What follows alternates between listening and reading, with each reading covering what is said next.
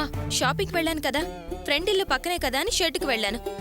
బావ అమీర్పేట వెళ్తున్నాడంటే నన్ను పంజగుట్టలో బైక్ మీద దించమన్నాను. వెళ్తుంటే మధ్యలో తన ఫ్రెండ్స్ కలిశారు. వాళ్ళని మాకు పరిచయం చేసిన తర్వాత హోటల్కి వెళ్దామన్నారు. బావని పిలిస్తే రానన్నాడు. వాళ్ళ మధ్య తేడాలున్నాయి కదా, ఒకరంటే ఒకరికి మనసులో కోపం ఉంది కదా. అవి తగ్గుతాయని బావని హోటల్కి రమ్మన్నాను. మే హోటల్ లోపలికి వెళ్తుంటే బావ బండి పార్క్ చేసి వచ్చేస్తానన్నాడు. ఆ తర్వాత లోపలికి రానేలేదు.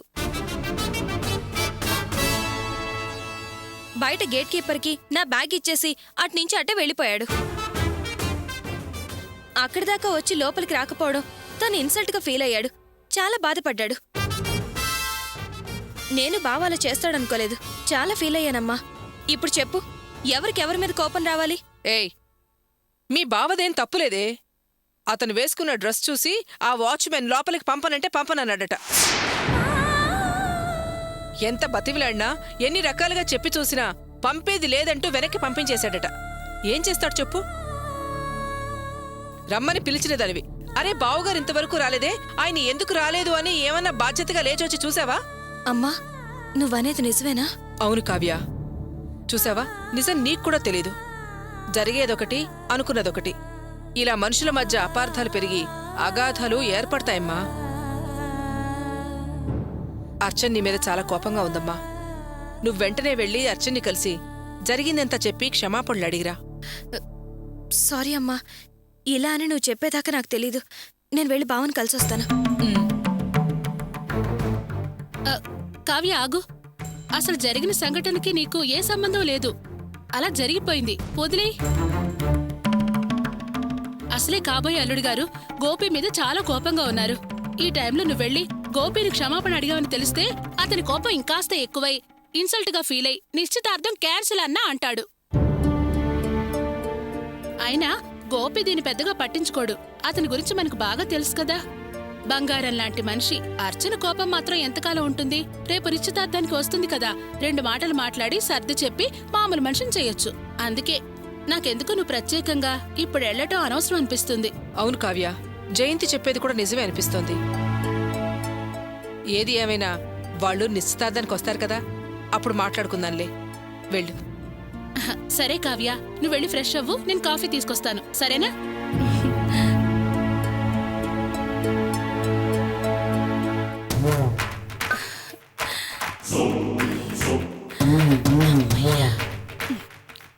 ఏంటే ఇంకా ఆలోచిస్తున్నావు? వెళ్ళి కాళ్ళు మొహం చేతులు కడుకురా.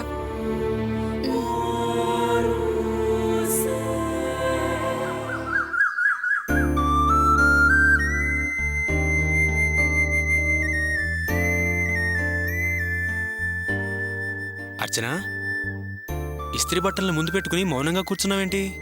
టైం 9 కావస్తోంది. 11 గంటలకు ముహూర్తం. పరాయి వాళ్ళలా మనం కూడా టైంకి వెళ్తే ఏం బాగుంటుంది చెప్పు? నేనే లేట్ అంటే నువ్వు నాకన్నా లేటు. లేచి తొందరగా రెడీ అవ్వు.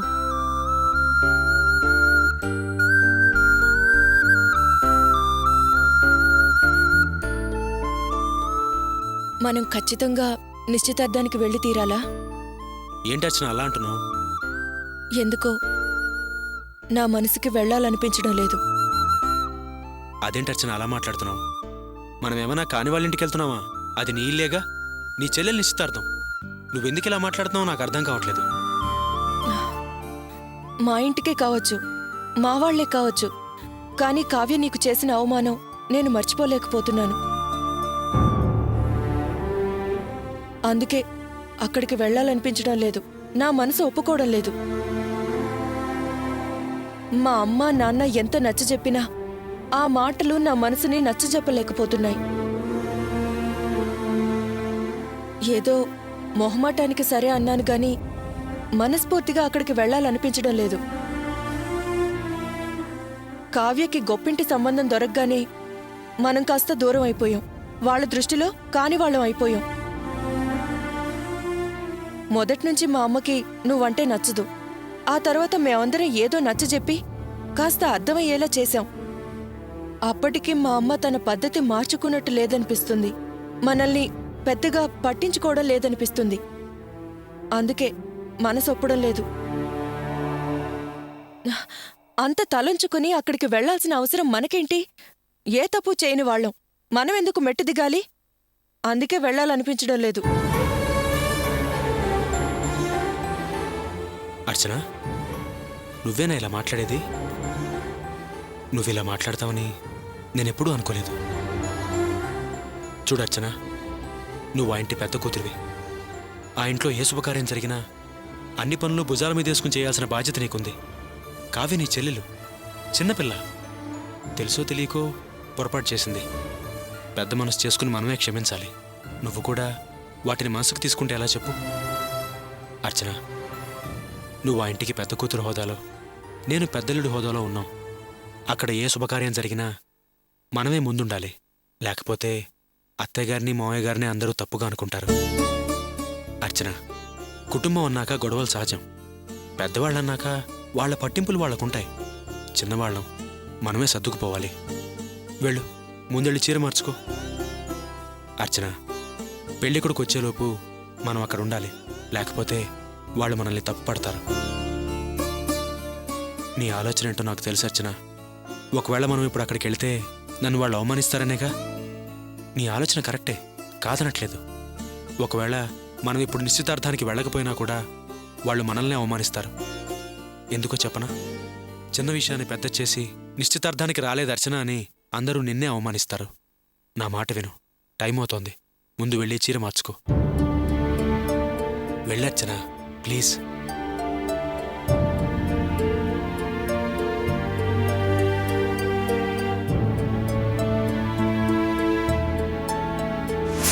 అర్చన,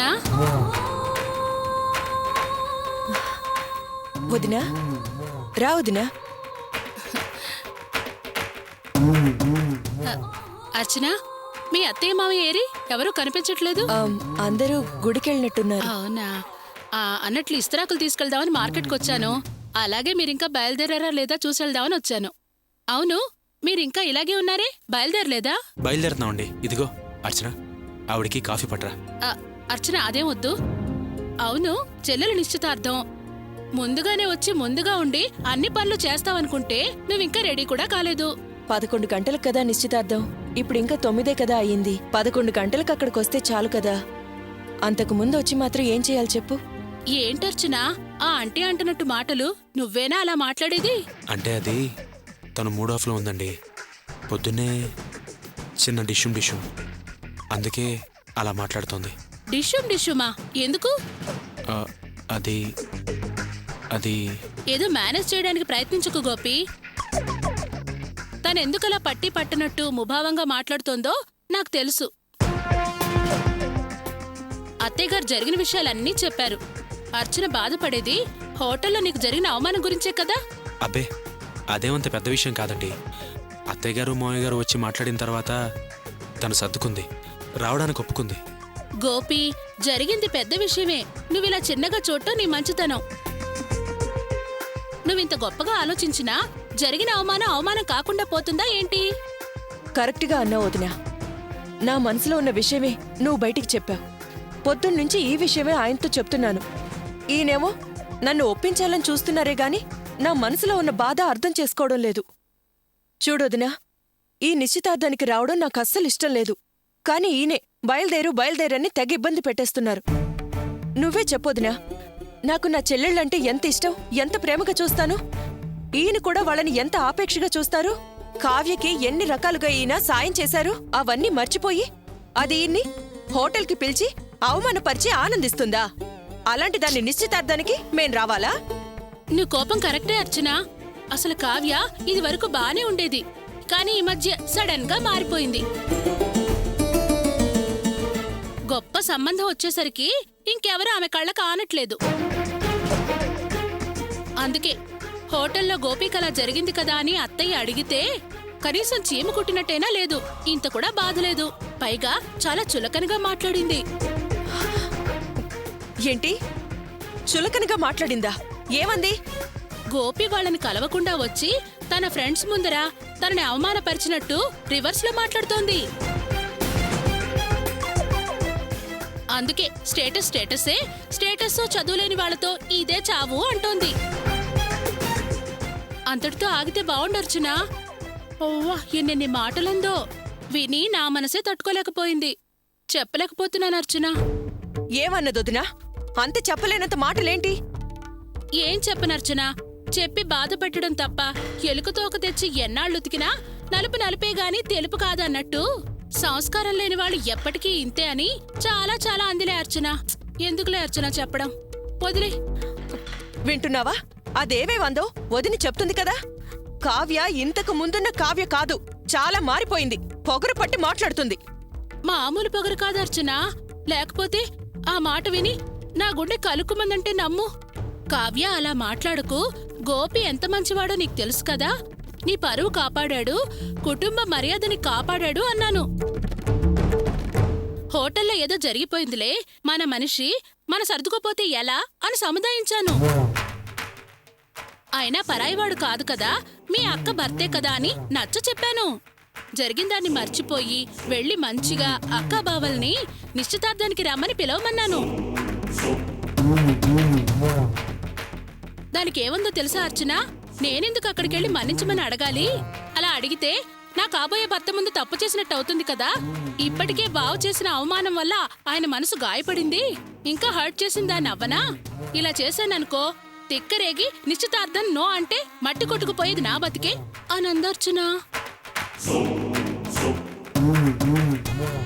అసలు ధర్మంగా చూస్తే క్షమించమని అడగాల్సింది బావ కాని నేను కాదు అంది.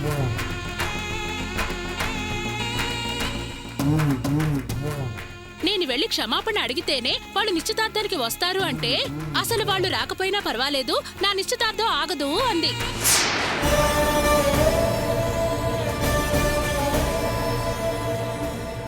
అయినా అర్చన, కావ్య ఇలా మారిందని కావ్యని మాత్రం అనాల్సిన పనిలేదమ్మా. అసలు కావ్య మారడానికి కారణం మీ అమ్మే. ఏంటి? కావ్య ఇలా మారడానికి కారణం మా అమ్మ కాదా మరి? నీ పెళ్లి విషయంలో మోసపోయినన్న విషయం ఆమె బయటపడట్లేదు గాని ఆమె మనసులో మాత్రం బాగా నాటుకుపోయింది. ఆమె ఆశించిన విధంగా ఇంతకాలానికి కావ్యకి మంచి సంబంధం కుదిరింది. ఈ సంబంధం ఎట్టి పరిస్థితుల్లో చేజారిపోకూడదని ఆమె మనసులో బలంగా ఉంది. అందుకే అత్తయ్య ఏం చేయడానికైనా సిద్ధపడింది. బాగా ఆలోచిస్తే నీకే అర్థమవుతుంది అర్చన ఆమె మనసులో ఏముందో. లేకపోతే ఎవరైనా, ఏ అత్తగారైనా కాబోయే అల్లుడి కాళ్ల మీద పడి నా కూతుర్ని కాదనకండి అని వేడుకుంటుందా? అత్తయ్య ఆ పనిచేసింది ఎట్టి పరిస్థితుల్లోనూ ఈ సంబంధం దూరం కాకూడదని. లేకపోతే ఆయన కాళ్ల మీద పడి క్షమాపణ అడగమని ఇంటి పెద్దల్లుణ్ణి ఏ అత్తగారైనా అడుగుతుందా? అందరూ వెళ్లి ఆయన గారిని క్షమాపణ అడగాల్సిన అవసరం ఎవరికుంది? నేను వెళ్లి పిలిచొచ్చాను, వాళ్లే వస్తారులే అని అత్తయ్య నాతో చెప్పింది. ఆ మాట విని క్షణం నేనే ఆలోచనలోంచి తేరుకోలేకపోయానమ్మా. మావయ్య, మీ అన్నయ్య ఆ విషయంలో అత్తయ్య గారిని ఏమీ అనలేకపోయారు. ముందు వాళ్ల నిశ్చితార్థం కాని ఆ తర్వాత మాట్లాడుకుందాంలే అన్నారు. నా మనసు వాళ్ల మనసులో సర్దుకోలేకపోయిందమ్మా. ఇప్పుడు కూడా ఇస్తరాకులు తీసుకెళ్దామని మార్కెట్కొచ్చాను. అలాగే మిమ్మల్ని కలిసి వెళ్దాం అనుకున్నాను. మనసులో మాట ఆపుకోలేక చెప్పేశానమ్మా. సరే అర్చన, ఆటో వెయిటింగ్లో ఉంది. రండి, ముగ్గురు వెళ్దాం. అర్చన, వెళ్ళి చీర మార్చుకునిరా, బయలుదేరదాం. ఇంత జరిగిందని తెలిసిన తర్వాత కూడా వెళ్ళాలని ఎలా అనిపిస్తుంది?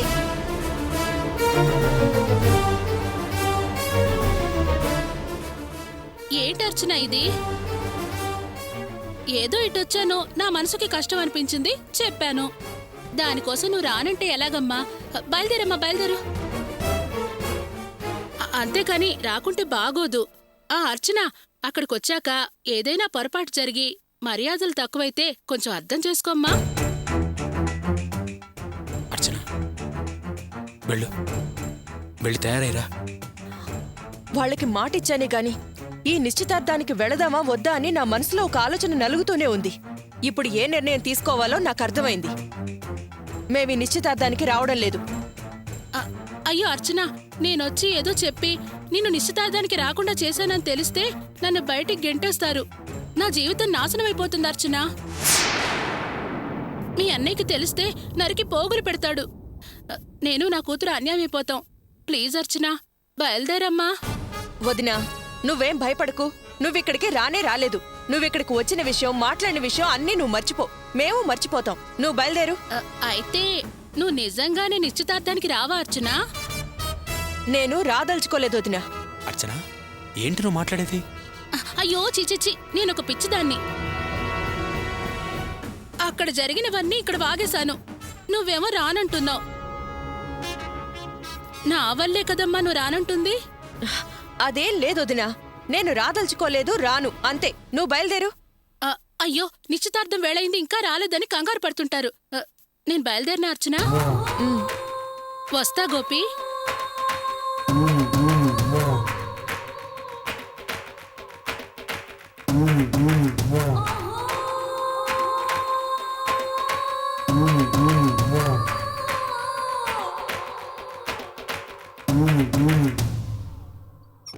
అర్చన, నువ్వు చాలా తొందరపడి నిర్ణయం తీసుకున్నావు. తప్పుగా ప్రవర్తిస్తున్నావు. అత్తయ్యగారు మావయ్య గారు మన ఇంటికొచ్చి పిలిచారు. మర్యాద కోసమైనా వెళ్ళుండాల్సిందే. నువ్వేం బాధపడాల్సిన పనిలేదు. అయినా వాళ్ళేం ప్రేమతో వచ్చి పిలవలేదు. ఏదో నలుగురు వస్తారు బావుంటుందని పిలిచారు. ఏదో సాంప్రదాయం కోసం అల్లుడంటూ వచ్చారు. మనం మర్యాద కోసం వస్తామన్నాం, సరిపోయింది. ఇంత జరిగాక వాళ్ళ అభిప్రాయాలు ఇలా ఉన్నాయని తెలిసిన తర్వాత ఏమో పెట్టుకుని అక్కడికి వెళ్తాం.